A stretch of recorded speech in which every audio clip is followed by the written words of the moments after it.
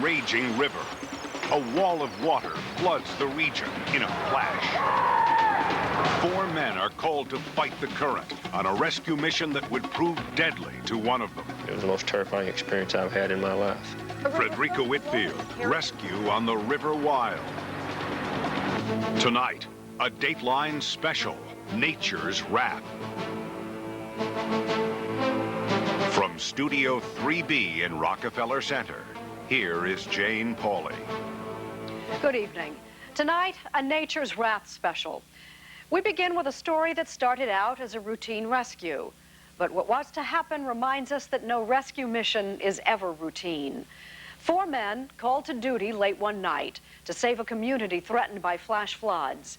A fast-moving river had overflown its banks, sweeping away everything in its path. And the danger these men would face, like the river's current itself, was swift and deep. Frederica Whitfield with the story of 4 ordinary men caught in the extraordinary power of nature's wrath.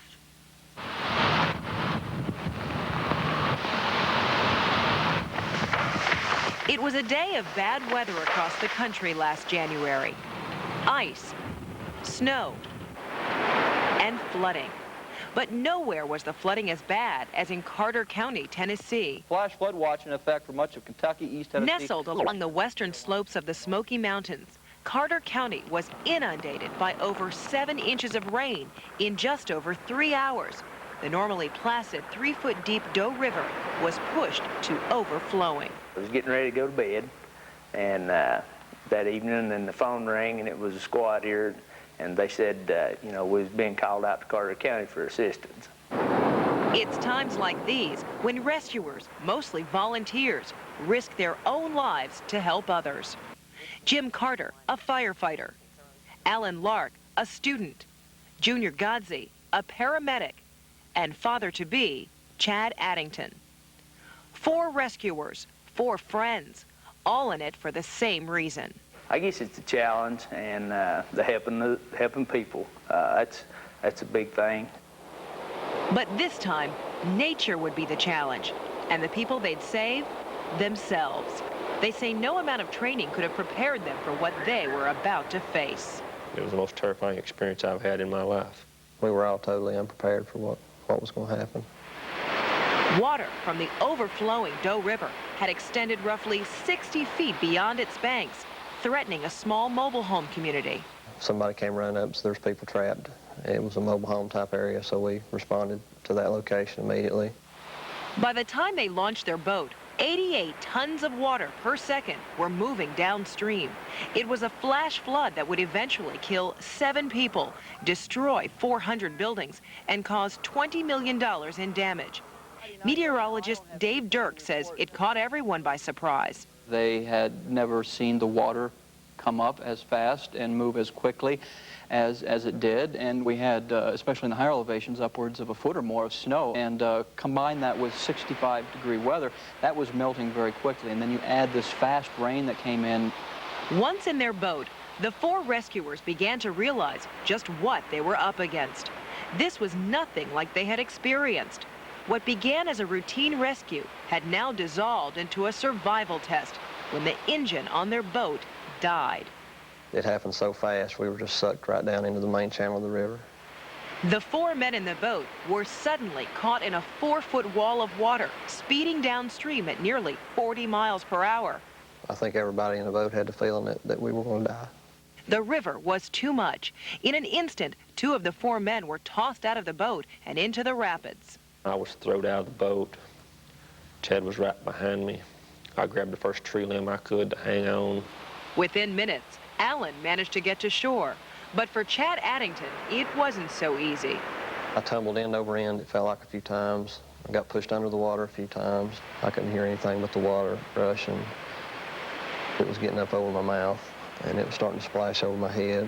At that point, I knew I had to do something or I wasn't going to make it out.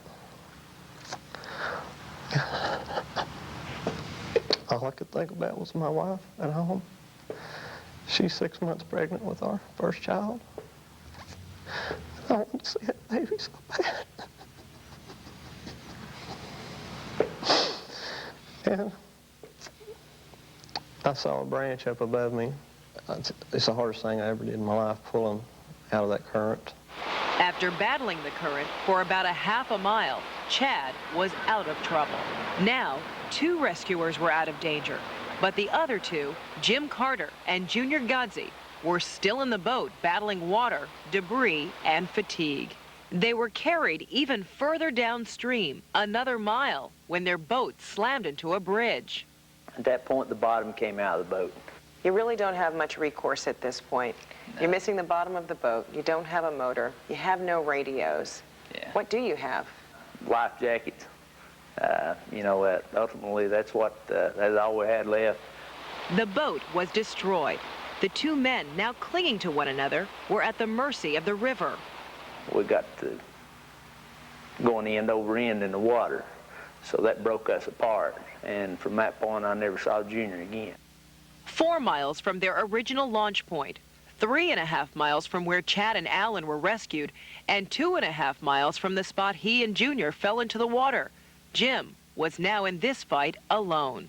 Jim Carter was powerless against a raging, rising river, a river so swollen it carried him through these woods and into this picnic area, where he was eventually found. At some point, the water just, like I said, became calm, and when it did, I rolled over and grabbed a tree. It's where Jim held on until rescuers arrived minutes later. Jim was tired and cold. He had used most of his strength battling the current, the same current that now kept his rescuers at a distance, over 150 feet away. This whole area in here was all covered with water. It was unbelievable, but I was trying to figure out ways, how are we going to get this guy back? It would seem the hardest part was over. The rescuers had located Jim. But now, the problem facing Mike Raskey and the other rescuers was getting Jim out safely. The swollen river was still raging between them at more than 30 miles per hour. The rescuers decided they couldn't wait for the water to recede. They were worried that Jim was suffering from hypothermia, internal injuries, or might not have the strength to hang on. Rescuer Mike Raskey. We were going to have to use some type of lines to rescue him. That line was a thin cord of rope, only a 1/16 of an inch thick. It was all the team had to bridge the more than 150 feet of swift-moving water. That rope was the whole key. If we could have got it tied off here to this tree and then over on that bank, I had no doubt in my mind that we'd have him back in just a matter of minutes. It sounded simple, but the team had to shoot that cord over half a football field away toward an exhausted and seemingly despondent Jim Carter. They needed the rope to land slightly upstream and beyond the tree Jim was holding on to. Too far and the rope would get caught in underbrush. Too short, the current would wash it away and out of Jim's reach. The first attempt. The first one went high, and Jim couldn't get hold of it. They reloaded. There you go. This time, a good shot. Now, it was up to Jim. Jim was going to have to help rescue himself. Jim had fluid in his lungs and was having trouble breathing, but he still needed to pull the line across the current so that the rescuers could ferry a boat to him. Tried just every way possible getting that line over to Jim. Things kind of went downhill because our techniques we were using weren't working. We just couldn't work with what we had. At this point, after struggling throughout the night, the water had receded. But instead of being glad, rescuers were worried. They saw Jim, seemingly disoriented, untie himself and let go of the tree.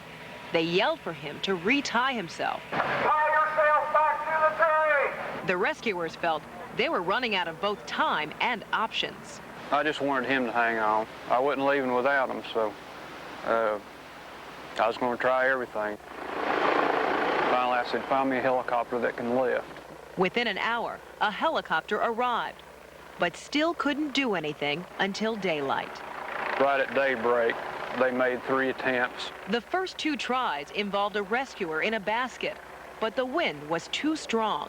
The wind started picking up. They had a hard time holding the helicopter steady. Meantime, the clock was ticking. At the tree, Jim was worried about passing out. They had to do something fast. There was a basketball court next to his location, and the pilot was going to try to set the helicopter down in that area. That didn't work either. Too many trees. Basically, after that, the only thing we had left was the Carter County team swimmers. Were you getting frustrated that you're out there, they're on the other end, and you just want to get to some dry land and to some warmth? Well, I knew they had to get somebody over there at that point. Somebody had to come over and tie that rope off. It was their last desperate attempt. A single member of the rescue team lunged into the water trying to reach Jim. Even though the water had receded, the current was still strong. Another tense moment. The swimmer was pulled underwater and washed down the river. When he resurfaced, the safety line that was supposed to hold the rescuer was gone. He too was now in danger of being washed downstream. He had to swim against the current in an attempt to not only get to Jim, but to save his own life. It was a close call. Finally, he reached a weary Jim Carter and pulled across that rope and the rescue boat. After 5 hours, Jim and his rescuer were pulled back to shore. When you all were able to pull Jim to safety, what did he tell you? I'll never forget what he said to me. He looked up at me and held my hand and said, "Mikey, get me the hell out of here." I said, "You're on your way, partner." Jim Carter made it. 3 of the 4 rescue team members in trouble that day made it out alive. But what had happened to the 4th man, Junior Godsey, the paramedic and volunteer rescuer, swept away? A full day after Jim Carter was rescued, Junior Godsey's body was found at this spot another mile down the river. All Jim Carter knows is that he is a lucky man. I give credit to the good Lord for that, and I believe he had a purpose for me to stay here, or I wouldn't be here today. Jim Carter is still on the rescue squad responding to emergency calls. And Chad Addington, the father-to-be, is now a father in full. And though he's still a volunteer, he says he's taming his lust for adventure to spend more time with his wife and daughter.